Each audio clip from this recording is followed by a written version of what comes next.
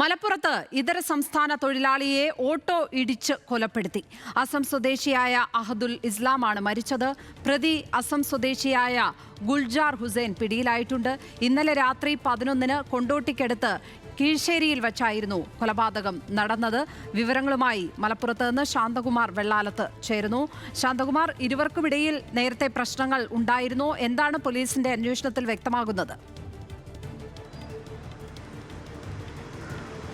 രണ്ടുപേരും ആസാം സ്വദേശികളാണ്. അവർ മലപ്പുറത്ത് തന്നെ വിവിധ ജോലികൾ ചെയ്യുന്നവരുമാണ്. ഇവർ ഈ ചീട്ടുകളിയിലെ തർക്കവും അതിലുണ്ടായ സാമ്പത്തിക ഇടപാടുകളിലെ തർക്കവുമാണ് ഈ കൊലയ്ക്ക് പിന്നിലെന്നാണ് പോലീസ് പറയുന്നത്.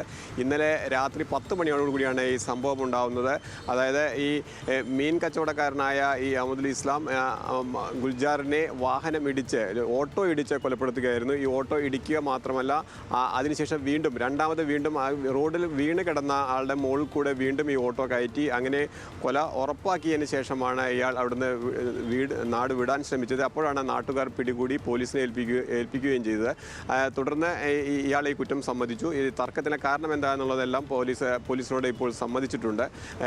ഇയാളെ നേരത്തെ മറ്റ് കേസുകളൊന്നും പ്രതികളോ അല്ലെങ്കിൽ മറ്റ് ഏതെങ്കിലും തരത്തിലുള്ള കേസുകളൊന്നും ഇയാളുടെ പേരില്ല എന്ന് തന്നെ പോലീസ് പറയുന്നത്. ഇവർ തമ്മിലുള്ള ചീട്ടുകളിയിലെ തർക്കമാണ് ഈ കൊലയ്ക്ക് പിന്നിൽ എന്നാണ് ഇപ്പോൾ പോലീസ് പറയുന്നത്. മരിച്ചയാളുടെ മൃതദേഹം ഇപ്പോൾ മഞ്ചേരി മെഡിക്കൽ കോളേജ് ആശുപത്രിയിലാണ്. കൊലപ്പെടുത്തിയ ഈ കൊലപാതക അഹദുൽ ഇസ്ലാമിൻ്റെ അറസ്റ്റ് അല്പസമയത്തിനകം രേഖപ്പെടുത്തുമെന്നും പോലീസ് പറയുന്നുണ്ട്. ലക്ഷ്മി.